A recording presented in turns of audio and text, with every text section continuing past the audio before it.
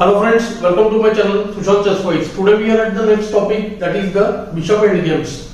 And today we are going to take a very interesting position, which is of course continuation of our previous topic based on the concept of bad bishop. This is a game between two strong players. White is Averbakh and black is Veresov. So let's try to assess the position and see what's going on in the position. When we have a look at the position, many will identify that black already has got a passed pawn. White doesn't have a passed pawn of his own yet. But we see that there is one problem with this passed pawn. The passed pawn is fixed, means the pawn is unable to move, and the white king has nicely occupied the square in front of it, which is what we call blockade. The pawn is blocked. And we see another problem in the black position. There are some pawns which are fixed on the bishop's color, which gives white some opportunity to attack these pawns and make the bishop passive. That is one fact. And the second part, we see white is about to get the moves b4 and c5 in future and create a passed pawn on the queen side. So what happens when we have an outside passer? That passer forces one of the opponent's piece, in this case either the bishop or the king, to control the squares or advance of that pawn, and the piece itself is then partly useful because on the other side it is not contributing at all. So this is the problem in any position. As the endgame approaches, the distant or the outside passer becomes more and more prominent. So this is the position with white to play. White starts the method nicely. He first fixes the opponent's pawn in his own bishop's color.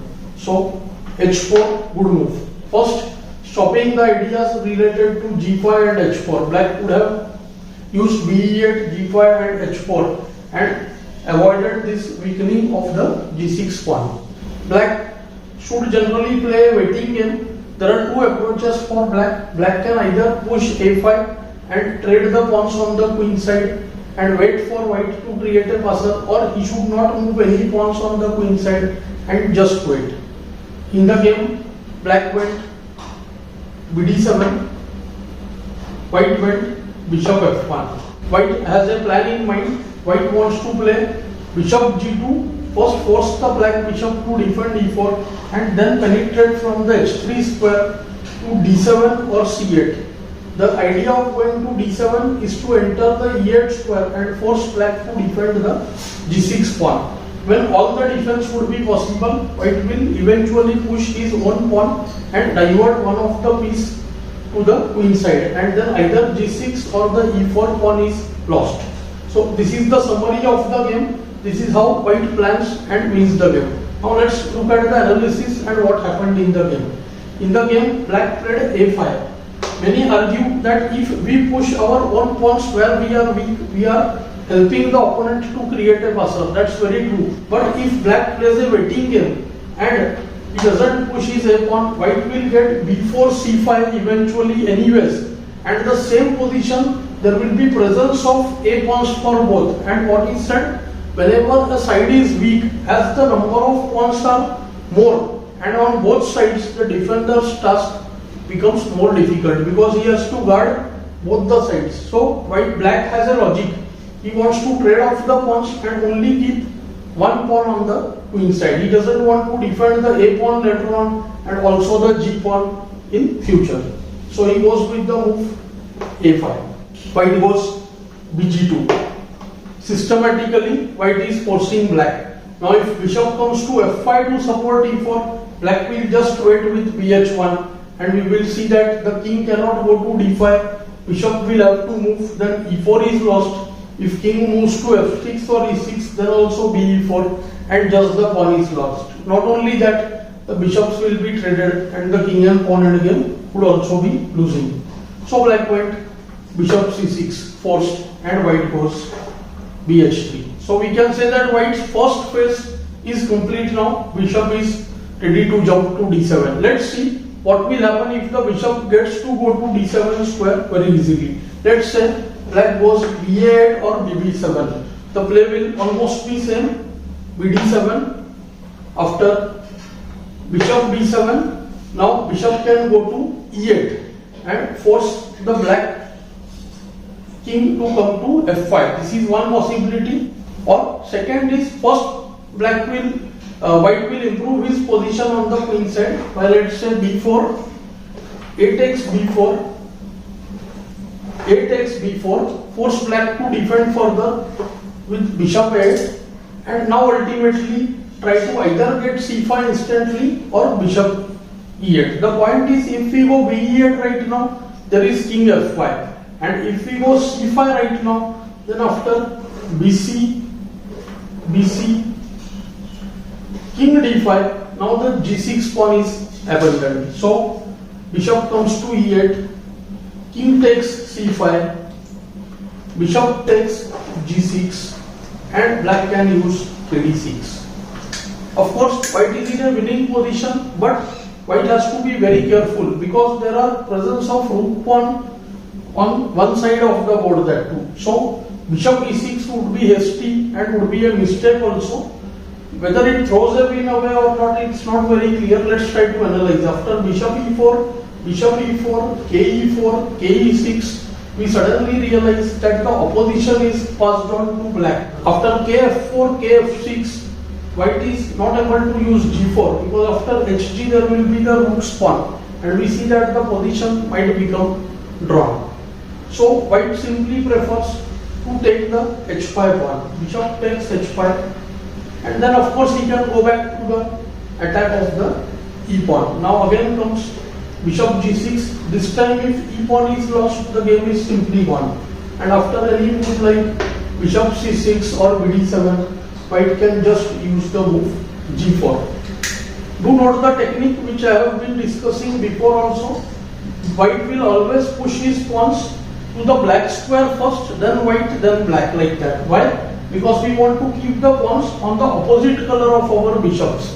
Whenever there are passed pawns, we try to put them on the opposite color of the bishop. So plan would be like something: first go g5, then push the pawn to h5, then h6, get the bishop away, and then go g6, then g7, and ultimately g8. So this is the right way, right technique to convert the position to win. Let's see what he did in the game. So black goes b5 in the game. He wants to keep the bishop on the a4 e8 diagonal. White takes a b5. This will make his task easy to create a pass pawn on the queen side. Bishop into b5, and the bishop penetrates via c8 now. The idea is simple. If white gets bb7, his task will be very easy. Let's say if black goes bd3, then there will be bb7, and we see that white will be able to play b4. First he can do bishop c6 followed by b4. We'll come to that analysis now. Black goes bishop c6, white goes b4, a into b4, a into b4. And now we see that black's task is very difficult. White simply wants to go bishop a6 followed by b5, b6, b7, push the black bishop and the king to the queen side, and take e4 followed by, he will snatch the g and the h pawns. This is the power of the outside passer. So black can go bb5, stopping bishop a6, but there will be now bishop b7. Now it's evident that the pawn would be at least lost in the position. Black has a very good try here with the move g5.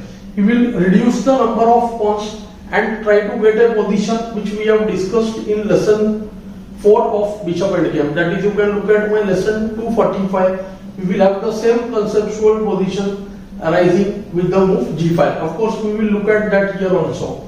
Now let's say black goes with the move bd3 here. Then white will of course go bishop c6. Idea is to get b5. If the king moves to d6, then bishop e4 gets us to a winning king and pawn endgame. So the king has to wait. King f5, only move, keeping the e4 pawn protected. And here there are two ways for white to win. One, he can go b5, b6, and when the king enters g4, he can use kf2 followed by bd7, which creates a mating net in the position. Or else perhaps simpler is just bd7 check, forcing the king to e5, and now use b5. When we see that the b pawn will be given up to get e4 and the g6 pawns. One interesting variation after king f5, b5, kg4, b6, kg3 allows b7. So bishop a6 forced, and now comes the good move king f2. And the point is very simple. The threat is bd7 checkmate, and here there is nothing that black can do. Now b7 is also coming up. After e3 check, white has the simple king g2. Because of b7 and bd7 checkmate, white wins on the spot. In the game, black went with the move g5. As I told you, he is trying to reduce the pawns to the minimum. Bishop takes e4, g into h4, gh4. White is also happy with the position because now the h pawn is fixed, but he has to be very careful because of two factors over here. One, it's the rook pawn, so king and pawn endgames have to be brought, keeping that in mind, that the king should not come underneath the pawn. And second, bishop and the rook pawn, this corner is the wrong cornered bishop's position. So what will happen if the king is able to come to g7 or g8 squares? Even if we are having extra bishop and pawn, means these two are traded, then the position will not be winning for white. Let's see what happens. Black went bishop a4, bishop g6, bishop d1. So white wants to win the h pawn for free without giving up his b pawn. So the main task for white would be to only give up the b pawn when he realizes the king and pawn endgame after the trade on h5, or the bishop endgame where the bishop might try to come to the g8 square. Those positions are totally unfavorable for black. That is the time when white will be ready to sacrifice his b pawn. So he can go with the move b5 right now. King goes to d5, trying to take the b pawn. King f4, king c5, and now white can go with the move king g5. So we are approaching exactly similar position what we discussed in lesson 4, but that time these pawns were on the g5, but the concept is totally same. White's idea is now that if king takes b5, then king just reaches out of his zone to reach the e7 square. Let's see how. After kb5, bishop into h5. Of course, bishop h5, king h5 is a lost king and pawn endgame. King goes g6, g7, and the pawn queens. But after kb5, bishop h5, this bishop will now try to sacrifice itself on the h7 square. So after bc2 here, bishop e8 with a gain of tempo, it's the check. And after kc5, he uses the move h5. And now we see there is nothing that black can do. After the moves kd6, white has the very strong and effective king f6, denying the black king the e7 square. And we see that there is nothing that black can do against bishop g6 followed by h6, h7. And bishop cannot go to g8, of course, because white has kg7 and white wins the game. So black sets a final trap and waits with the move bishop e2. Now there is a key difference between the line directly bishop h5 or first pushing the bishop away or the king away to b6. The point is, if after bishop h5 now, black will play bishop into b5. When we see that the move bishop e8 with check is denied and the king is already nearer to the e7 square. So that one tempo is the difference between win and draw in this position. bg4, bishop e8, bishop f5 trying to come to the g6 square, but kd6, bishop g6, and comes the timely ke7, which must be surprising for us, but it's a drawn game. So bishop e8, ke8, h5, e8 is drawn. White here has to play the very strong and perhaps the only move bishop e8, keeping the b5 pawn supported And now we see that after BB5, KB5, KH5, white has the distant opposition. After KC6, KG6, KD7, KF7, the white pawn queens. And now black has to waste his king move. That is the key point. After KB6, the king will simply go one step away. King B6, bishop takes H5, bishop takes B5, bishop G4, BE8, bishop F5, KC7, BG6, KD8, and white wins with the strong move King F6, the idea which we have discussed some time ago. And the black king is denied the E7 square, and there is no way to stop the H7 pawn. To note that after BG6, KG6, KE8, this time there is the move KG7 and white wins. Of course, the position was a bit lengthy, but there were a lot of lines which one has to understand to get mastery over these kind of positions. I hope you are finding these lessons useful. Do like, share and subscribe the channel. Thanks for your time.